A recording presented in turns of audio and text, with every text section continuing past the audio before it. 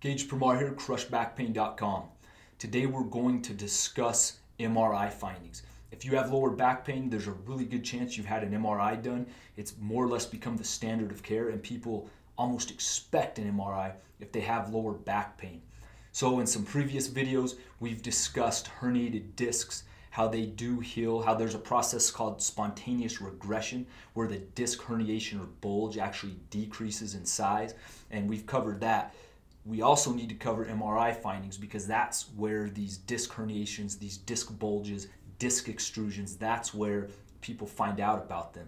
And when people see their MRI, there's a reaction and they feel like they have a major problem. They feel like their spine is broken. They feel almost like they have a disease, and they may have bulging or herniated discs at multiple levels. And then they feel like this is why I have pain, this is the issue, and then they spend a lot of time, a lot of money, a lot of effort seeing different specialists who have different approaches to address their herniated disc or their bulging disc. And oftentimes these approaches are unsuccessful, so then there's even more anxiety, there's more anger, and there's more confusion about why your back hurts. So we need to really get down to the basics and discuss, hey, what does your MRI mean? How important are the findings? And how much attention should you give your MRI findings? And we're going to go straight to the medical literature, and we're going to look at MRI findings of asymptomatic people, people that don't have lower back pain. And that's going to give us more of a clear picture regarding how important your MRI findings are with lower back pain. This paper is a systematic review of imaging features found in asymptomatic populations. So these are the people without lower back pain. This specific review looked at 33 different scientific papers and over 3,000 people with no lower back pain. You can see here in the blue where it's highlighted. We're going to look at disc degeneration first. People that are 20 years old, 37% of them had disc degeneration on MRI. When you got up to the age of 80, 96% of people had what would be called disc degeneration on MRI. Remember, these are asymptomatic people. They don't have lower back pain. Let's look at disc bulges. For those that are 20 years old, 30% of these people had a disc bulge at least one level. 84% of these people that were 80 years old had a disc bulge at least one level. So you can see as you age, the likelihood of having a disc bulge increases even when you don't have lower back pain. Disc protrusion, 29% of people that were 20 years old had a disc protrusion. 43% of people that were 80 years old had a disc protrusion. So again, the incidence of disc protrusion increased with age, even in people that don't have lower back pain. The annular fissure, the prevalence of an annular fissure or an annular tear, increased from 19% of people at 20 years old to 29% of people that are 80 years old. So what this shows is even people that don't have lower back pain have herniated discs, annular fissures, protruding discs, bulging discs. A large portion of these people have these findings on MRI, but they don't have lower back pain. And you can see how much the likelihood that these people have bulging discs increases as they age. So what this tells us, and what the conclusion of this paper says, is many imaging-based degenerative features are likely part of normal aging and unassociated with pain. So this is why it's important for people with lower back pain and an MRI to realize that the MRI is not the end-all be-all. Is it a part of the puzzle? Yes. Can bulging discs cause pain? Yes.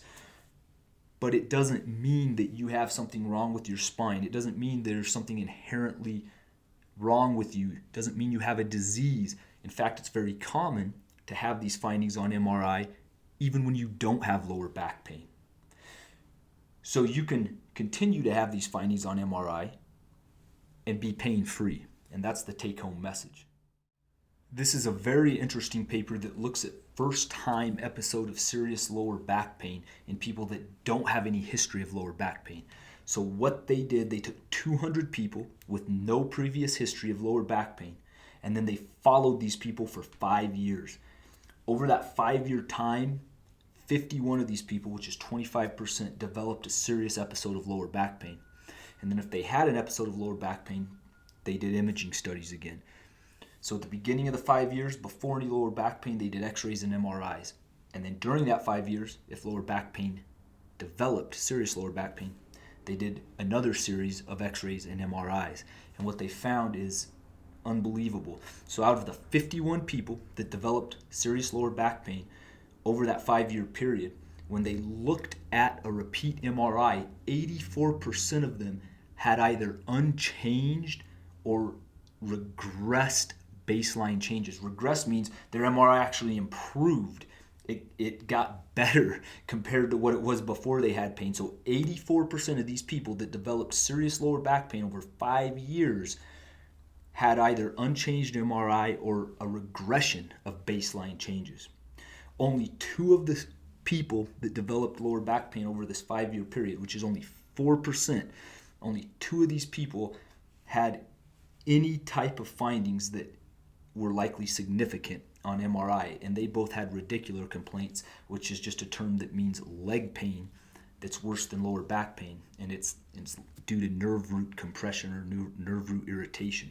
So only 2 of these individuals, 4%, had any MRI findings that were indicative of a likely change in any type of clinical significance.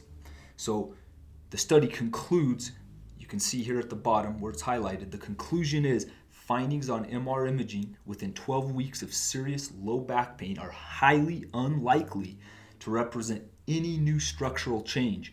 Most new changes represent progressive age changes not associated with acute events.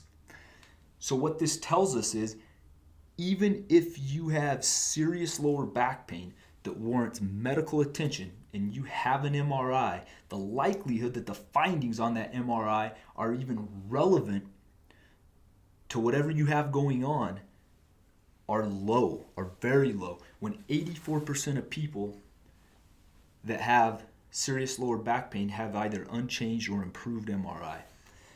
So again, this is just to illustrate the fact that MRI findings are not the end-all be-all.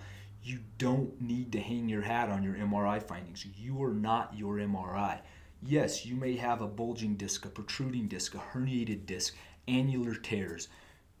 You may have these things, but it doesn't mean that you have a disease. It doesn't mean that you have a weak spine. It doesn't mean anything's wrong with you, because people walking around that do not have lower back pain are going to have the same findings on MRI.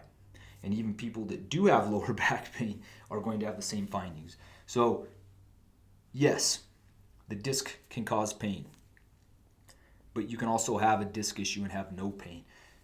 So you need to realize that your MRI is simply a piece of the puzzle, and it's not what you need to focus on. What you need to focus on is what we know works for reducing lower back pain and improving function, and that's exercise. We know that's what works.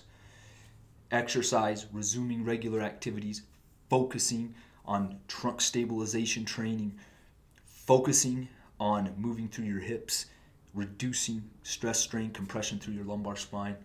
This is what works to reduce pain and improve function. So we focus on what we know works opposed to focusing on what our MRI says, because what the MRI shows may or may not be relevant to your lower back pain.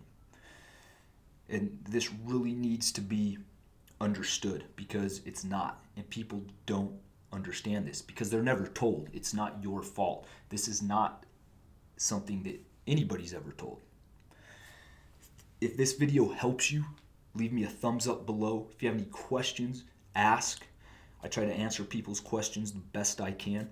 And check out crushbackpain.com for more videos and programs to beat back pain permanently. and check back here weekly on the Crush Back Pain YouTube channel for proven methods to beat back pain.